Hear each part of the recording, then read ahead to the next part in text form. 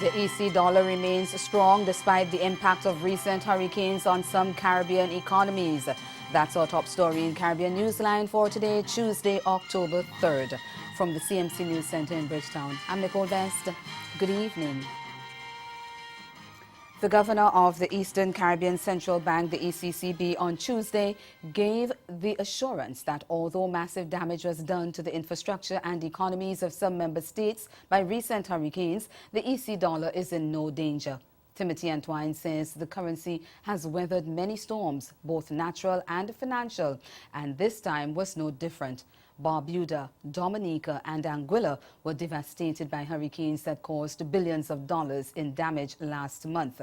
Antoine sought to allay any fears about the impact that would have on the EC dollar. For those of you who are wondering about the EC dollar after hurricanes Irma and Maria, you might be wondering what is the state of the dollar.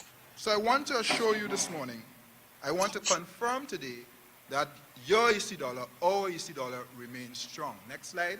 How strong? Well, as of last Friday, February 29th, the backing of the dollar was 98.3%. 98.3%. What does that mean? For every $1 EC dollar in circulation, we have 98.3 cents in foreign reserves backing our dollar. What does the law require? 60%. That red line you see going across. We're at 98.3, which is almost 100%. Our EC dollar is fine. While Antoine said the strength of the dollar is one of the sub-region's biggest strengths, he says one of the biggest threats is global warming and climate change, the effects of which have been seen in the increased frequency and intensity of recent storms. The ECCB governor said the region's concerns, especially when it comes to funding recovery after natural disasters, will be driven home when officials attend the upcoming annual meeting of the International Monetary Fund and the World Bank in Washington. It seems to me that there are two immediate tasks facing our region. We have a lot of things to do. The first is to get the international community to fully embrace the reality that climate change is real and action is required now. That's number one. In taking action, we must confront the analytical absurdity and callous classification which puts our poor, vulnerable, small countries in a category described as rich, such that we cannot access concessionary financing and grants for reconstruction. That's an absurdity. And if we didn't know it before, after hurricanes Irma and Maria, we ought to know that now. So that next week and the week after, those of us who are in Washington will be making this point just as it was made in the United Nations at the General Assembly a week and a half ago. Antoine's comments came as he unveiled the St. Kitts-based ECCB's 5-year strategic plan on Tuesday. The 2017 to 2021 strategic plan, entitled Transforming the Eastern Caribbean Currency Union Together, outlines proposals that include the establishment of a resilience fund, the enactment of fiscal responsibility legislation, and the establishment of a credit bureau. Antoine said technology will also play an important role in the development of the sub-region, whose economy is worth $18 billion. I truly believe if we're going to transform this currency union, this regional economy, our individual economies, we have to leverage green energy and we have to leverage technology. Those are game changers, and those are going to be extremely important for the transformation of these economies. The Bahamas government has offered to send some of its doctors to Dominica to help provide medical care in the aftermath of Hurricane Maria, which partially destroyed the island's hospital and impacted health care. Critically injured patients had to be airlifted in the early days after the hurricane, and that made a direct hit. And efforts are still ongoing to get health services back on track.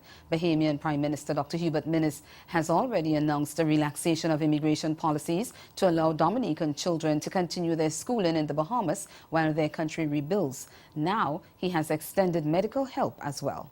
I've offered to send some of our medical personnel here to assist you in rebuilding your medical facilities and ensuring that the quality of care for the Dominican populace does not deteriorate to any degree. So as soon as I return and receive word from the government of Dominica as to what type of medical personnel and the numbers that they may need, we would ensure that those individuals are here. Dr. Minnis was speaking at the end of a visit to Dominica on Monday, and he said his country owed Dominica a great debt as doctors, police officers, prison officers and teachers from that island had helped develop the Bahamas in the 1950s and the 1960s. Prime Minister Roosevelt Skerrit thanked Dr. Minnis for his assistance and disclosed that the Bahamian people had also made a significant monetary donation to the island. We also received a check from the people of the Bahamas in the sum of $60,000 US. That check is only contributions and donations from citizens across the Bahamas, and we're very grateful to the people of the Bahamas for this very generous gift. In this situation, everything helps and every assistance helps in relieving the pain and the suffering of our people here. And as for the offer to accommodate Dominican students, the Bahamas Education Minister Jeffrey Lloyd says he's still waiting to hear from the Dominican authorities. But he says it doesn't appear a large number of students will take up the offer. We are waiting on the government to indicate to us exactly how they wish to appropriate the offer that we have given to them. They will advise us, and then we will place those students appropriately. But as I am advised, we may not even need to exercise the resources of the public education system because the private schools have already extended the invitation to receive those students, and as many of them as may wish to come. I understand it's only about 20 students who may choose to come to the Bahamas. Meantime, the government of China is providing $2.5 million to help Barbuda rebuild following the passage of Hurricane Irma. It's also cancelling the annual National Day celebrations in Antigua and donating the $50,000 earmarked for the event towards the relief effort. Prime Minister Gaston Brown said China had once again proven that it is a true friend of the Twin Island nation, and he thanked the government and people for their significant donation towards the rebuilding effort. A senior United States official says the recovery of Eastern Caribbean islands hardest hit by recent hurricanes could cost $1 billion US. UN Resident Coordinator for Barbados and the OECS Stephen O'Malley said on Tuesday that the exact figures aren't yet known, but he said the total recovery bill for the worst affected islands, including Dominica, Barbuda, Turks and Caicos Islands, the British Virgin Islands and Anguilla, will be between $500 million and $1 billion.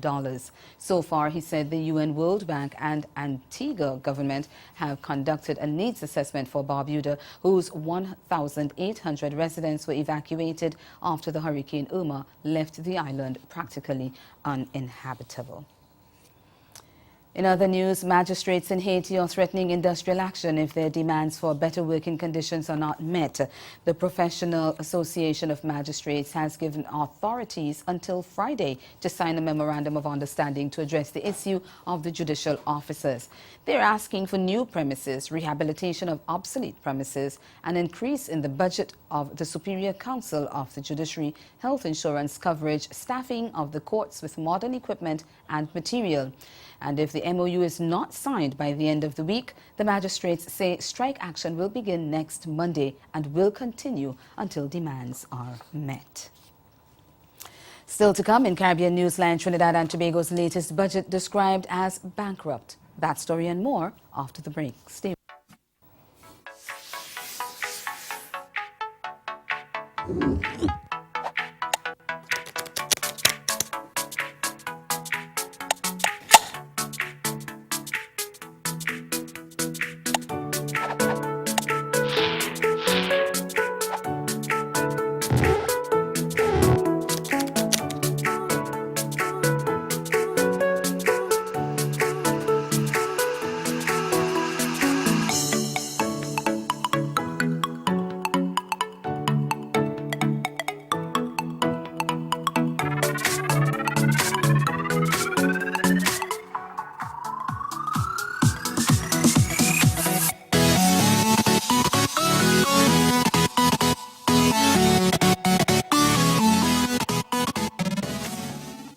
There was a time, I think it was in 1904 or 1905, where the United States has to kill all the male population in a big island named Samar from 10 years old and above. Why? Because they were outmaneuvered by the Filipino guerrillas, and many Americans were killed. Well, he's been pretty good. Obviously, India was outstanding, and then here he's been brilliant. So, really pleased for him. Obviously, after Sri Lanka, I suppose he had to change a little bit. He's done that, but he's bowled beautifully, you know, in each series on the subcontinent since. So, really pleased for him, and you know, to end up with, when he get 13, his best bowling figures ever. He's pretty happy up there. What kind of leader is he for a team? He's really grown. You know, obviously, we changed the setup of the side, you know, 12 months ago, and we've had a lot of young guys come in the group. So.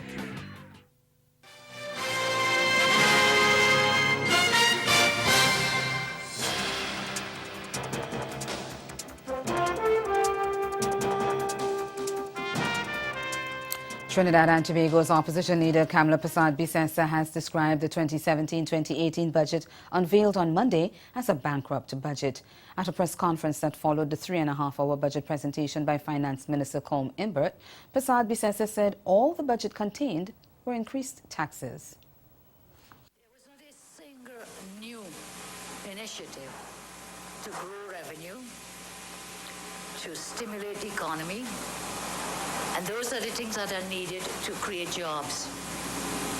So whilst we have the crocodile tears about revenue, no revenue, no revenue, there was not a measure, any new measure. And don't tell me it's the same measures of tourism and sports and everything. The former Prime Minister also expressed her disappointment in what she says was the budget's failure to expound on measures to deal with the country's crime situation. Took the minister, I think it's about 125 minutes to get to, and then he spoke for maybe 5, if so much, and not one new idea, not one new thought to deal with the whole issue of crime and criminality. So I'm astounded. If I were to describe this budget, I would call it a bankrupt budget. The Banking Association of Trinidad and Tobago and the Private Members Club Association are not taking the news of increased taxation too kindly. The Banking Association is concerned that it was singled out for the increase in corporate tax rate from 30% to 35%. In a release on Tuesday, it said the tax increase would disproportionately affect the industry, which employs over 7,400 Trinidad and Tobago citizens, has 20,000 individual shareholders, and represents in excess of 1 million customers across the country. The association argues that the tax contradicts the finance minister's assertion that TNT was becoming a financial hub, adding that it would discourage new investment in the sector and eventually lead to employment loss. Meanwhile, the TNT Private Members Club Association said the taxes on the gaming industry were dramatically increased without warning, and it is prepared to lawfully fight against the increase. President of the association, Sherry Persad, said the increase in the taxes is an act of bad faith by the government. She said the association was in communication with the Ministry of Finance over the last year and have participated in joint select committee meetings for developing gaming legislation, but never was there any indication of an intention to increase the taxes. But the Public Utilities Minister, Robert Lahunt, expected the negative backlash. Speaking on a television program on Tuesday morning, Lahunt said he knew different sectors of the society would feel aggrieved, but it shows that the burden of economic restructuring is being shared by all.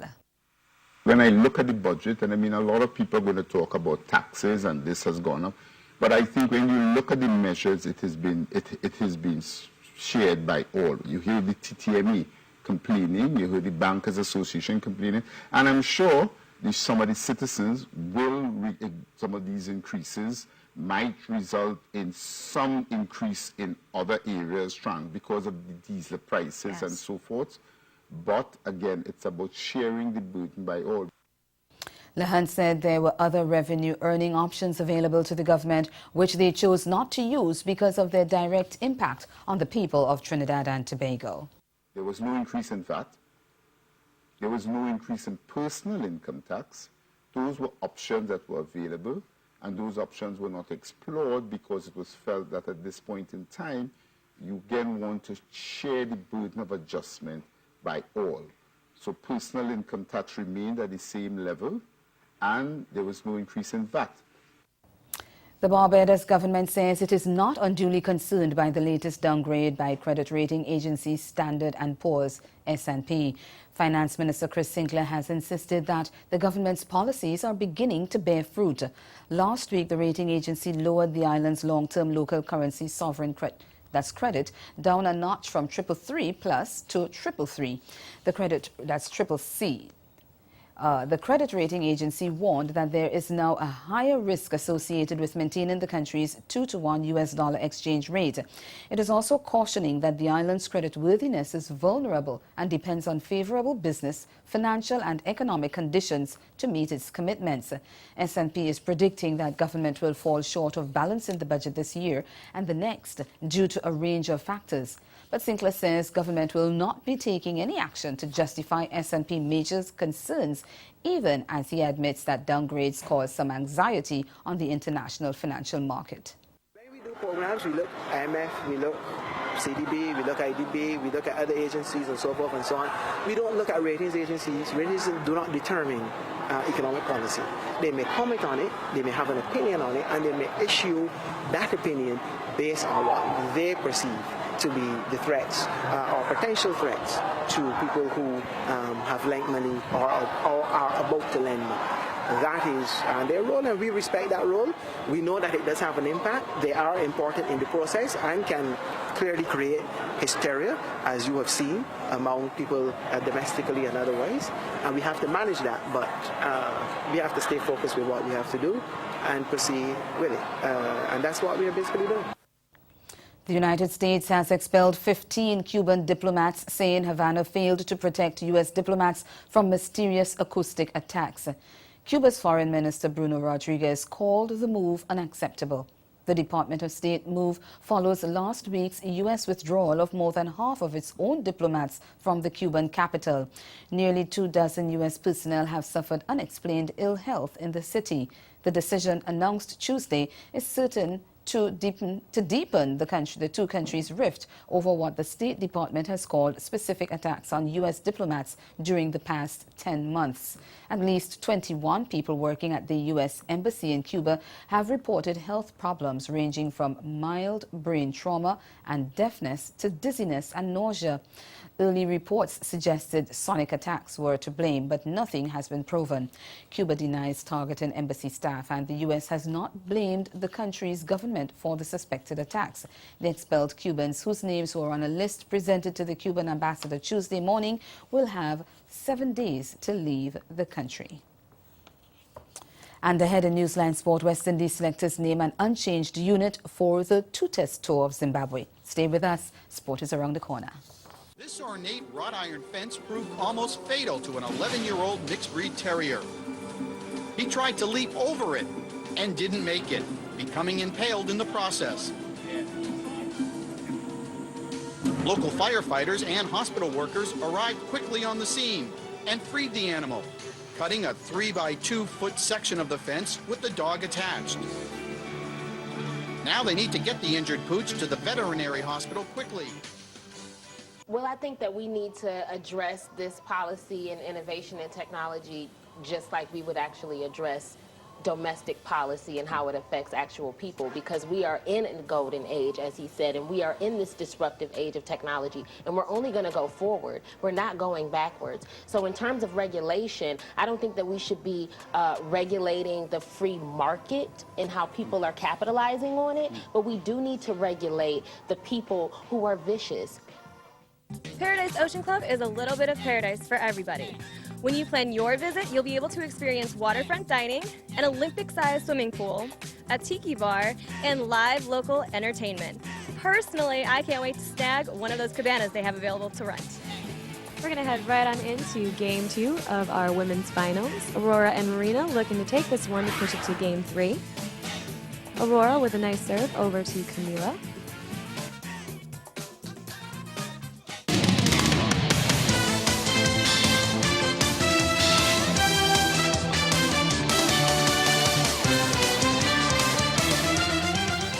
West Indies selectors have retained faith in the 15-man squad which toured England during the summer, naming an unchanged unit for the two-test tour of Zimbabwe starting later this month. All-rounder Jason Holder will once again take charge of the Caribbean side, marking his 6th test tour of duty as captain. Despite losing the recent three-test tour of England 2-1, the Windies captured the imagination with a stunning 5-wicket victory at Headingley to level the series. The chief selector, Courtney Brown, said the players had shown the necessary qualities which were key to the side's further development. West Indies have never lost a test to Zimbabwe, winning 6 of the 8 career meetings, and will fancy their chances against a side which has played just 13 tests inside the last 4 years, winning just 2 and losing their last 9. The two teams last met in the Caribbean 4 years ago when the hosts swept the two-test series. West Indies opened the upcoming tour with a 3-day match at the Bulawayo Athletic Club before taking on Zimbabwe in the opening test at Queen Sports Club from October 21 to 25. The second test will be played from October 29 to November 2 at the same venue. Meanwhile, Englishman Graham West has been retained as head coach of West Indies for the upcoming series against Sri Lanka A. The 39-year-old has led the A side in recent years and only this year oversaw their series win in South Africa and Zimbabwe. West Indies face the Sri Lankans in the 3-4-day test from West Indies A will face Sri Lanka in the 3-4-day test from October 11 to 29 in Jamaica before taking on the tourists in a 3-day, 1-day series from November 1 to 5, also in Jamaica. West, formerly of the now scrapped High Performance Center in Barbados, is a former Middlesex Country Academy director who also served as the Middlesex Cricket Board's development officer. He will again have as his assistant former West Indies fast bowler Corey Collimore, with Dwayne Gill serving as manager. And staying with cricket, owner of the Barbados Tridents cricket team, Vijay Mallya, has been granted bail by the Westminster Magistrates Court in London after being arrested on a new money laundering charge. According to media reports, the 61-year-old Mallya was granted bail on the same bail conditions as before and is set to reappear in court on November 20. Mallya has been out on bail since he was arrested on fraud charges by Scotland Yard on April 18. He has been living in England since fleeing India last March, preempting a move by the Indian government to freeze his passport and begin efforts to recover hundreds of millions of dollars he owed to 17 banks. The Indian government is pressing for his extradition from the United Kingdom to face charges at home. Last February, Mallya bought Caribbean Premier League franchise Tridents based in Bridgetown. He also owned Indian Premier League franchise Royal Challengers Bangalore before recently relinquishing control, and also controls the Formula One racing team Force India. Moving to football now, Jamaica's Reggae Boys are pumped for their October 7 clash with Saudi Arabia. It's the 4th time both teams will clash, with Jamaica having beaten the Middle East squad once and drawing 1 game during the 80s. The team spoke about their expectation before their departure from Kingston. It will be the Reggae Boys' sternest test since the rebuilding process started. This, as many of the players included have never played in the Middle East. But regardless of that, the boys are ready for the task and the chance to continue making a name for themselves against the world number 53 ranked Saudi Arabia team. Well, it's always a good to get this kind of experience. I'm looking forward to this one. As you said, first time going to Saudi Arabia.